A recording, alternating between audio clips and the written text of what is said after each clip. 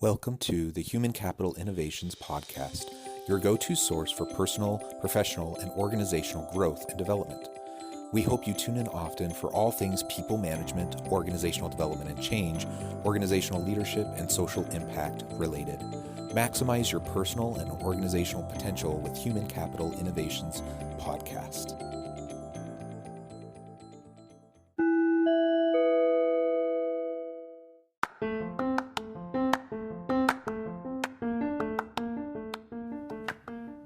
Welcome to the Human Capital Innovations Podcast. In this HCI podcast episode, I talk with Dr. Susan Landers about avoiding burnout and the importance of supporting mental wellness in the workplace.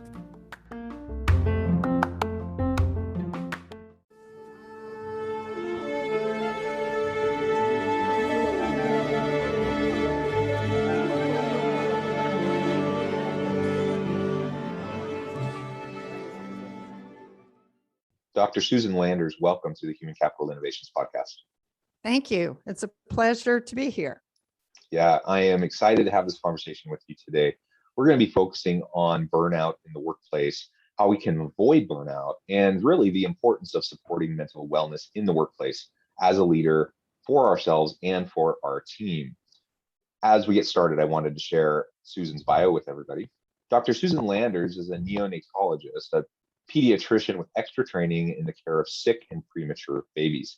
After attending Auburn University in Auburn, Alabama, Dr. Landers graduated in 1973 and received 2 BS degrees in biology and chemistry. She attended medical school at the Medical University of South Carolina in Charleston. After completing medical school, she completed 3 years of pediatric residency training at the University of Texas Southwestern Medical School in Dallas, Texas. Next, she completed 3 years of neonatal fellowship at Baylor College of Medicine-affiliated hospitals in Houston, Texas. She practiced academic neonatology for 14 years and private practice neonatology for 18 years. While caring for patients full-time in private practice, she served as a speaker for the Texas Department of State Health Services. She was the medical director of the Mother's Milk Bank at Austin and served on the Milk Bank's board of directors. Additionally, she served on the executive committee of the section of breastfeeding for the AAP. Together with her husband, Dr. Philip Berry, she raised 3 children, 1 son and 2 daughters. Her family resides in Austin, Texas. And you can find more about her on her website at susanlandersmd.com. What a wonderful background. Anything else you would like to add by way of your professional background, your personal background, to provide context for the conversation today? Well, you covered everything beautifully. I do want to add that even though I've done lots of different things, I was mainly a NICU doctor. Neonatal intensive care units are ICUs for babies. And for 34 years, I practiced in a NICU, and there was a lot of critical care going on there. Premature babies, sick newborns, newborns with birth defects. And so the reason that we're talking today, I think, is that over my long career, I had lots of night call, lots of weeks in which I worked 60 hours, lots of emotional stress. You know, sometimes little babies die in the NICU and you have to deal with the parents and the families. And I did fine for the first 30 or so years of my career. I managed to use my resilience and use some techniques for self-care that I had learned along the way. And I stayed healthy. And it was not until my early 60s that I began to feel really physically exhausted. Even a 50-hour work week would tire me out. And I used to work 6 hours regularly. Night call felt so onerous. Going into the hospital, I just dreaded it. And then I noticed more emotional exhaustion. Some of the cases were just so sad and so much trouble, and there was conflict about when care was futile and when it was not. And so I noticed those but they weren't that different from what I had seen off and on in the NICU in prior years. What was different is that I became detached from my patients, John. I actually felt like I was disengaged from them. I didn't go up to the mothers and talk to them as much. I didn't say, how are you doing? Tell me how things are going. And then I noticed, the final thing I noticed was a sense that I wasn't making any difference. Now, medicine is a career like others where people do it because it makes them feel really good, really fulfilled. There are lots of jobs in which people feel fulfilled, but medicine is just the diamond in the sky, I think, because you make people feel better. And when you heal a little baby and when you take care of a little baby in the NICU for 4 or 5 months and you're at their delivery and then you see them go home, there's no better feeling in the world. That's the ultimate of being fulfilled, being that part of a family, being intimate with a family. And at the very end, I felt like I wasn't making any difference. And when you lose that self-efficacy, that is when burnout is indisputable. So I think the reason we're talking today is because of my personal experience with burnout. And because I've been doing some writing about burnout, I think it's really important, as you do, to get these issues out on the table, because modern day worlds are experiencing burnout in lots of different fields. Yeah, and just to put a fine point on this, and I'm really excited to have this conversation generally, but also recognizing that with first responders, healthcare professionals, nursing, medicine, the NICU, all of these things, right? This was a challenging profession, a challenging place to be pre-pandemic. It's even been more challenging during the pandemic, and we know that generally speaking across the US, for example, that we've seen heightened levels of anxiety, stress, depression, burnout. All of these things have increased over the last 20 plus months, and more so within the healthcare field. Yes. And I do a lot of research in the employee engagement and satisfaction space, the motivations of employees. And what's always been interesting to me, if you look at job satisfaction, for example, what's always been interesting to me is that there's a disproportionate amount of academic literature on job satisfaction within the healthcare industry, particularly within nursing, and in places like ERs or NICUs or things like that. And it's because it's such a taxing, challenging type of a place to be, and burnout rates are so high. And so lots of medical systems and hospitals are trying to figure out, how can we reduce burnout? How can we increase job satisfaction? How can we attract and retain good people, right? All of that's so important. And so Right. for that reason, I think zooming in on this within your experience is going to be very helpful today. And I agree. I think once we disconnect ourselves from a broader meaning and purpose, and we're not getting fulfillment from the work that we do, whether we're working construction in a factory, teaching, working in the medical field, whatever the job, whatever the field, if you're not feeling some sense of fulfillment and meaning and purpose, and that you're contributing through what you're doing, burnout tends to be high, especially when it's a highly emotionally taxing type of a field to be in. Exactly. I too have been reading quite a bit about burnout in doctors, nurses, respiratory therapists, emergency medical technicians, and teachers. The teaching profession is getting hit really hard. And what people need to understand about burnout is that it affects absenteeism. It affects the quality of care, the performance. It affects, you mentioned anxiety and depression. People who are burnt out go home and drink and smoke, or smoke weed, or do something that is a poor coping mechanism. When I was burnt out, I would go home and have a couple of glasses of wine every night. The wrong thing to do. they give a poor quality of care in medicine, and they actually leave the field early. 38% of nurses have left the field during this pandemic. Some have entered into traveling nurse positions. Some have just quit early. My daughter works as a PICU nurse, pediatric ICU nurse, and the traveling nurses come in, the hospitals hire them, they pay them more than the regular staff who stayed there.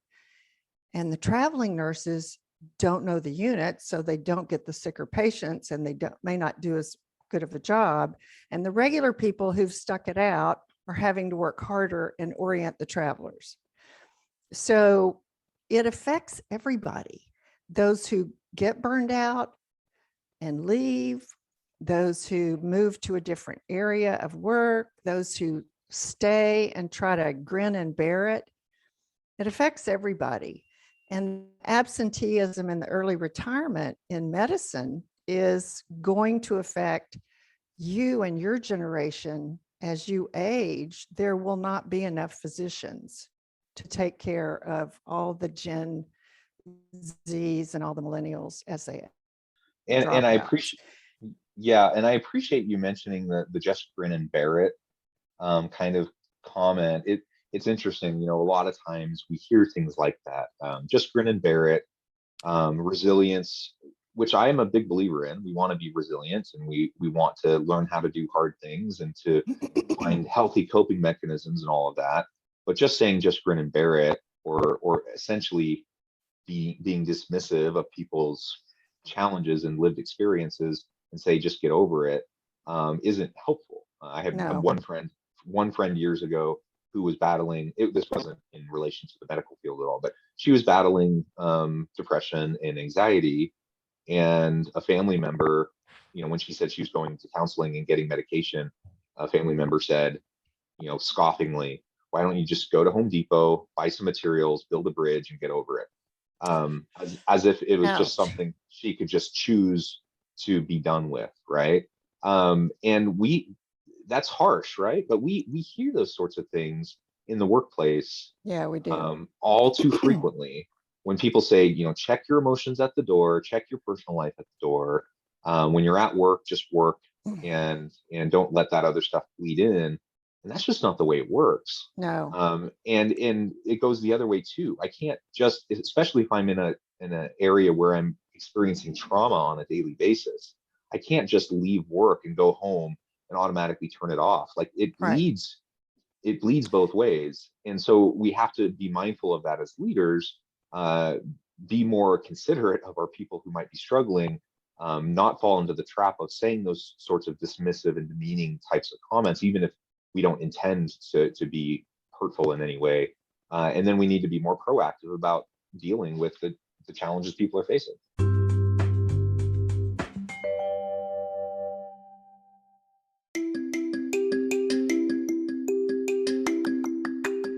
I'm excited to announce the publication of my new book from HCI Press, Bluer Than Indigo Leadership: The Journey of Becoming a Truly Remarkable Leader.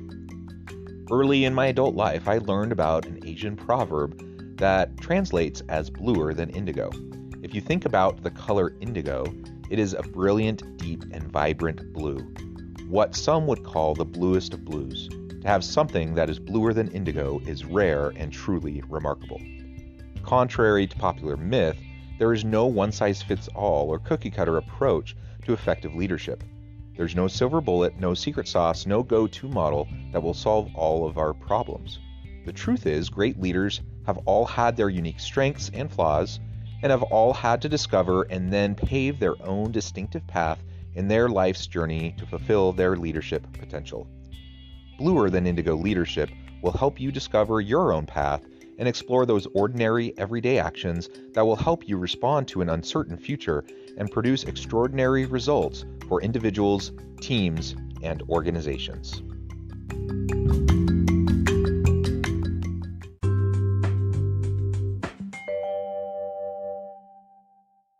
Yeah, just grin and bear it is something that doctors learn when they're interns. And it's part of the reason that physicians are not getting the help they need, and not admitting that they're burnout or that they need therapy or just some sort of counseling, some sort of peer support. Just grin and bear it is the opposite of what we need to do. As leaders, we need to say, talking about that really difficult case that just came in, talking about that horrible outcome, sitting together as a team and saying, this really sucks, man. Everybody feels bad because we lost that patient and we tried so hard to keep that patient alive. It affects the nurses, the respiratory therapists, the doctors, everyone. And when a leader allows the whole team to talk about their feelings and to say, yeah, that was awful. We really lost that one, or we blew that one. I'm not sure how it would work in other professions, but there are always going to be failures that teams experience, not death maybe, but failures. And if a team cannot talk about what went wrong, how to prevent it from going wrong again, how it affected your feelings, how much you carried that failure home with you on your shoulders, and how much you went and used abnormal coping to try to deal with it at home.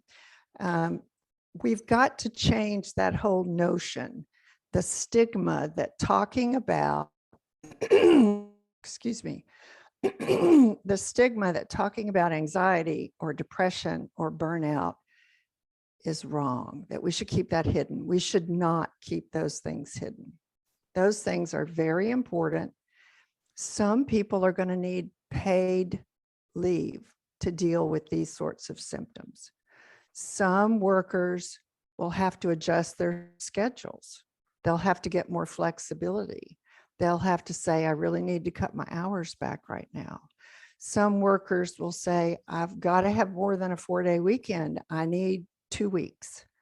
I am burnt to a crisp, or 2 months. I mean, in the world, if you're burnout, you should have 6 months off. It took me 2 years to recover when I was burnout. I was working part at a real low risk delivery setting, taking care of normal mothers and babies. And I was doing the things that were making me feel better, but it took me literally 2 years to feel better. That's with therapy, psychotherapy, exercise regularly, music. I was playing the piano again, friendships. I was going out to eat with friends once a week. And what else was I doing? Cross stitch, creative process that allowed still and think through things.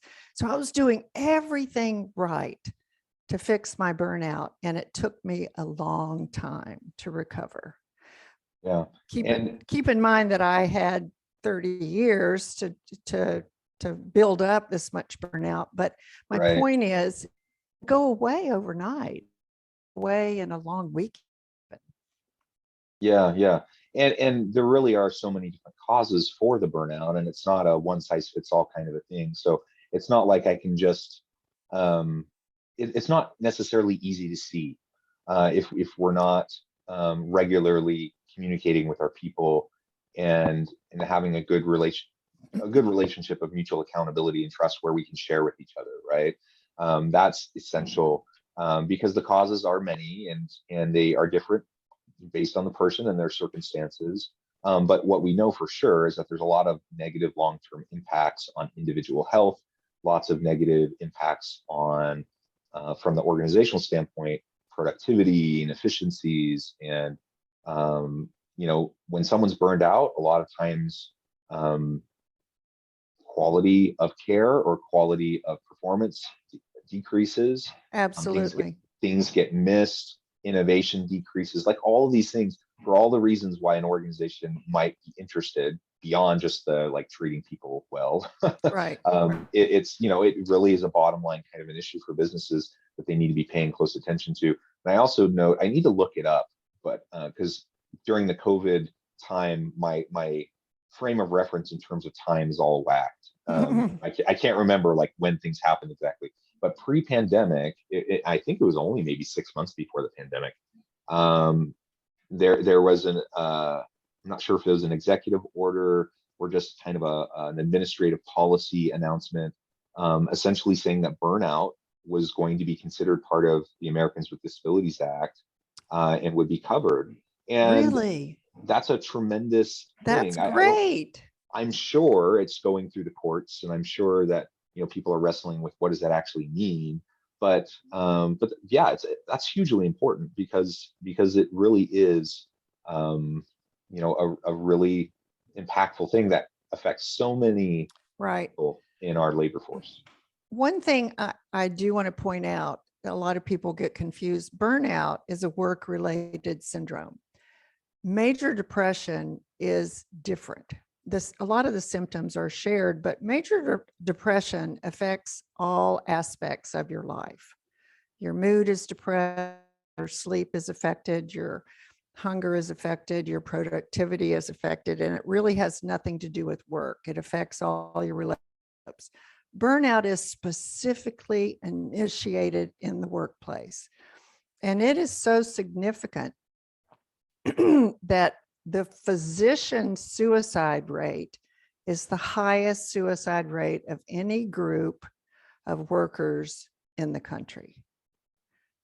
And a lot of that is stuffing those feelings down, not admitting that we're in trouble, not admitting we're stressed, not admitting we're pushed to the edge. And I think that's going to be transferable to other professions. If we do not start talking about mental health and mental wellness and workplace culture, Yeah. we will continue to see burnout. The pandemic has made everything worse, and that's why it's so obvious. But if we don't take this opportunity to make workplace culture better, burnout's not going to go away. Yeah, that's right. So in our last few minutes together, let's talk about that a little bit more. How we can go about supporting mental wellness in the workplace to reduce things like burnout and to increase the positive, environment for our employees to be able to thrive. How do we go about doing that as leaders? Well, Stanford has done some research and suggested that having a wellness champion in the workplace is a good idea. The AMA has done lots of surveys, and there are surveys available, just quick 10-item surveys, not the 50-item Maslick inventory. We survey our employees once a year. We have a wellness officer. We talk to our people. We ask for their input. We ask them about workflow. We ask about communication. We talk to them about how the help they're getting. In private physician offices, the physician should not be faxing things on their computer. The medical assistant should be faxing things, or the secretary. Some people suggest huddling. I didn't like huddling in the NICU, but that's the notion that you get your manager, every worker, and every assistant all together and every day, and you say, this is what we're going to do today. Is everybody clear? Some people say huddling is a good idea. Flexible schedules. We've got to have flexible schedules. If someone is over the edge, they need to go away for a few days, and somebody else is going to have to come in and fill their slot. Data is important. One thing I learned in working with quality improvement with physicians is that they don't believe there are problems unless you have data to show their problems, whether it's birth injury or whether it's C-sections or whatever you're studying. So all workplaces must survey their workers. They do monitor output, and they need to look at those data on a yearly basis. And workers need to know that they have a leader to go to who believes in wellness, health, mental health and wellness. You're not going to go talk to someone if you think they're a grin and bear it kind of boss. Who's going to go talk to that kind of boss? You're going nowhere. You might as well grin and bear it. So there are many things that we could do in the workplace to make things better for people. If you sit down a group of workers, whether it's nurses, physicians, residents, respiratory therapists, and you say, how do you guys think things would work better here in the NICU at night? They all have a comment. They all have something to say. Say, oh, we could do this a little quicker. We could do this a little better. We could tweak it here and tweak it there. I mean, people care about their work. They all have input and good ideas. And leaders are going to have to listen to these ideas, accommodate the workers who need some time off if they're getting fried. Yeah, very well said, Susan. It has been a pleasure. I know the time it has flown by, and I need to let you go here in just a minute. So many great tips there, and so much wonderful perspective that you share based on your long career. Before we close today, anything else you would like to share with listeners by way of your background, where they can get connected with you, find out more about your work, your book, anything else like that? And then give us the final word on the topic for today. Oh, thank you. My website is susanlandersmd.com. I have a blog there. I am also a speaker and I can be contacted there. I wrote a book recently when I retired. It's called So Many Babies, My Life Balancing a Busy Medical Career and Motherhood. I'm really passionate about working mothers because I think they're getting fried right now too. The pandemic has really done a job on working mothers. You know, they're at home with remote learning. They're at home with their jobs. Whether their husband helps or not, we could talk for another hour about that situation. And of course, they've got all the pressure from work that you and I have just been talking about. So I would love for people who are interested in NICU stories and working mother stories to check out my book, because I think there's a message there for working mothers. Let's see, the final word on burnout. Mental health is important. Mental wellness and mental health are important. And it's okay to talk about feeling bad when something goes wrong. Well said. I do think we need to be able to talk about this more openly, just make it a part of the regular dialogue that happens in the workplace and with, between leaders and their people, members of their team, just like any other performance conversation that may occur, that we need to be talking regularly about mental wellness in the workplace and burnout and other related issues. Susan, it has been a pleasure. I encourage listeners to reach out, get connected, find out more about what Susan and her team can do for you. Check out her book. And as always, I hope everyone can stay healthy and safe, that you can find meaning and purpose at work each and every day. And I hope you all have a great week.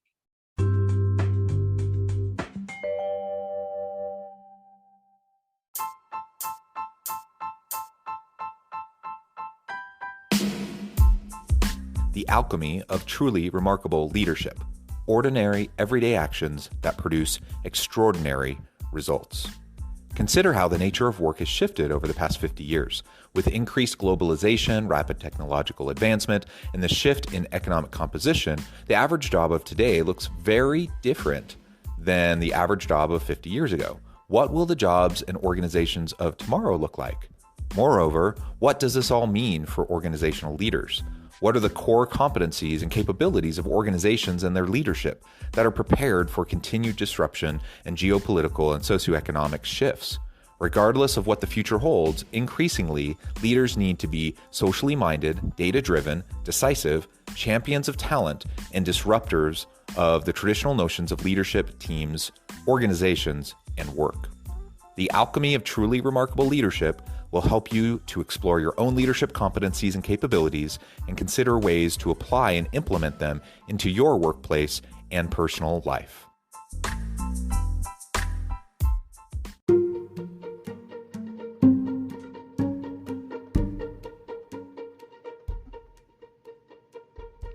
Check out Human Capital Innovations magazine, Human Capital Leadership.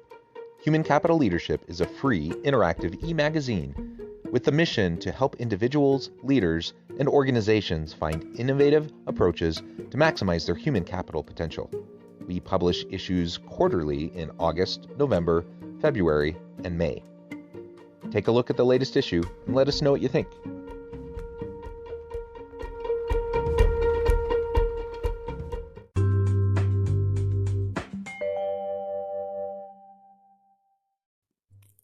Thanks again for joining us for this episode of the Human Capital Innovations Podcast.